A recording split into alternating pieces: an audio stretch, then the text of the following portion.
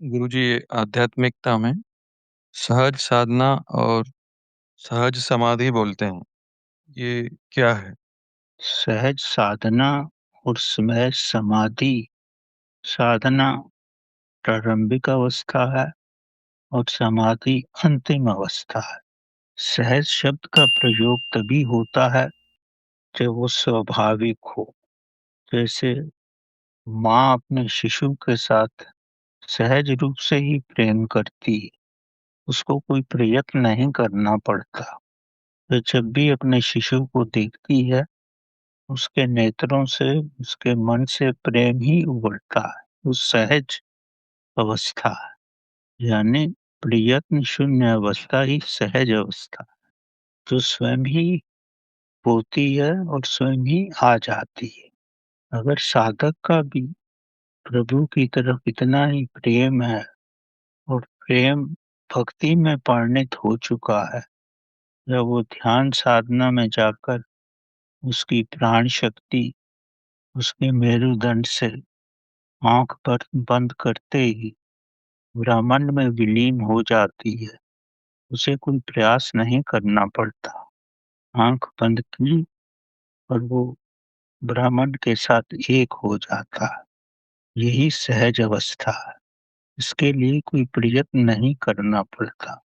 जैसे आग को रुई के पास ले जाओ, तो रुई एकदम ही जल पड़ेगी। ना आग को प्रयत्न करना पड़ता है, ना रुई को। यही सहज अवस्था है। सहज अवस्था प्रयत्न रहित अवस्था है, स्वाभाविक अवस्था है।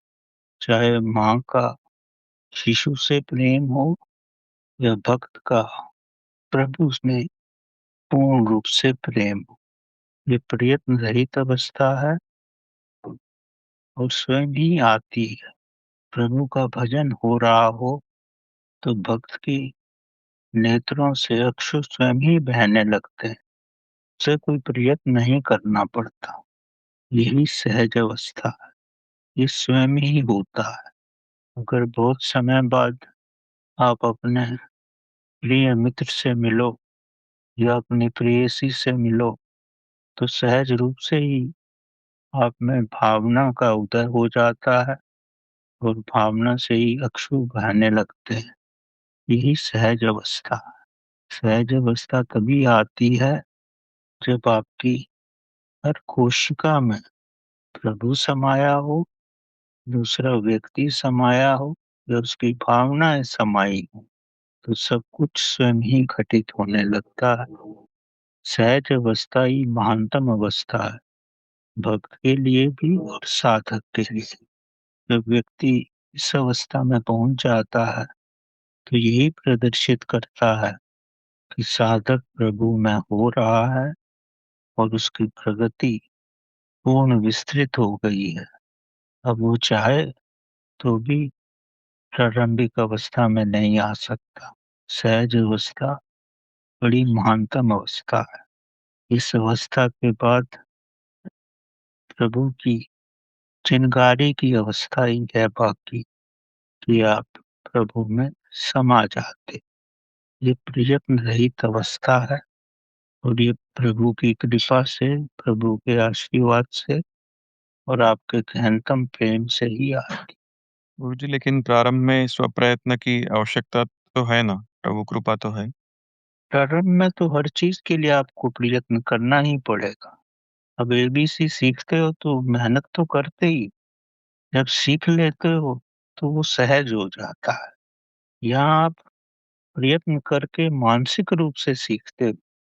यहाँ जब तक प्रभु के लिए हृदय ना हो, भावनाएं ना हो, तब तक केवल प्रयत्न से प्रेम नहीं किया जाता। प्रेम हो जाता है जब आपकी शक्ति आपके हृदय में पहुंचती है। प्रभु की तरफ की यात्रा केवल प्रयत्न की यात्रा नहीं है। प्रयत्न इसमें, अगर आप में मन में पूर्ण शुष्कता है, मन में प्रेम नहीं है, तो ये प्रयत्न करके साधना से लाना पड़ता है। अन्यथा अगर आपके भीतर प्रेम है, तो स्वाभाविक रूप से बड़ी सरलता से आप सहज अवस्था में पहुँच जाते हैं। प्रभु के लिए प्रयत्न की इतनी आवश्यकता नहीं है जितने प्रेम की आवश्यकता है। प्रारंभ में प्रयत्न करना ही पड़ता है। हर रूप में थोड़ा बहुत प्रयत्न रहता ही है। प्रेम हो तो एकदम ही सब कुछ विकसित हो जाता है।